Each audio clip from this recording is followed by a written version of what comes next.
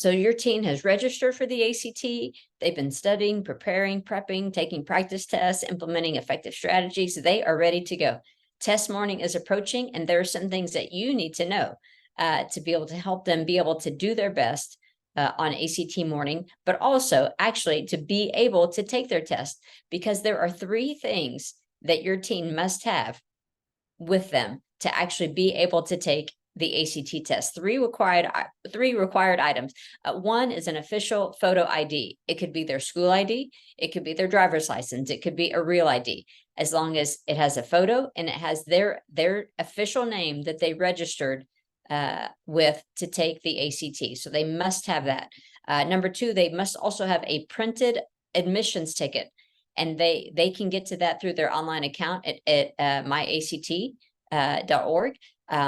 But they have to have that printed off, and it'll have the photo that they uploaded, the digital photo, as long as, again, their official name on it. So they must have that as well, a printed admissions ticket. They also, the 3rd thing they need, your teen must have to actually be able to take the ACT on test morning, they actually have to have a number 2 pencil. It cannot be a mechanical pencil. They cannot use pens.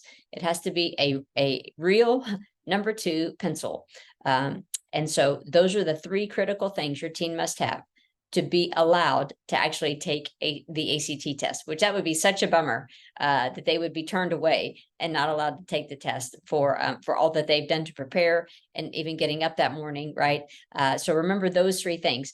And then a couple of other things that I would highly suggest is a bottle of water, right? So they can stay hydrated. It's going to be a long morning.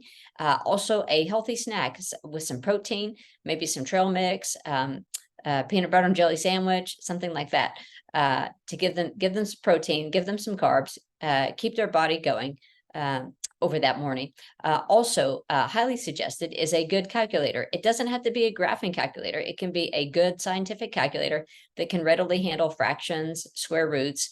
That'll help them out on the math portion. And then also it's helpful if they have a watch, not an Apple Watch, but I know it's kind of old school, but a plain simple watch. Digital would be great, but so they can help pace themselves, keep track of the time, just in case the room that they're in doesn't have easy access to a clock. It could be really helpful for them. So those are some things I'd highly recommend. Maybe even a jacket, because they never know, how what the temperature of the room is going to be. That's good too. And then lastly, what not to bring.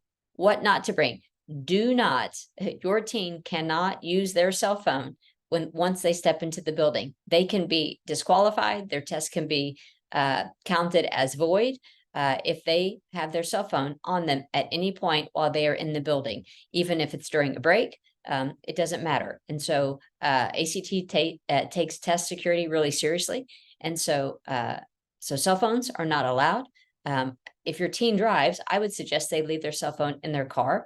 That would be good. Or if you're driving them or somebody else is driving them, have them give up their phone for a couple hours. They're going to be at the testing site. They should be okay without their phone. But that's a really big deal. Again, also Apple Watches, smart watches, where there can be any communication, those are not allowed either. So know that. So those 3 required things, be sure they've got them. It'd be nice to have a few other things to support them test morning so they can do their absolute best. And again, no cell phones. So trust that's helpful. And I'm so looking forward to hearing how your teen does on ACT test morning. So talk to you soon.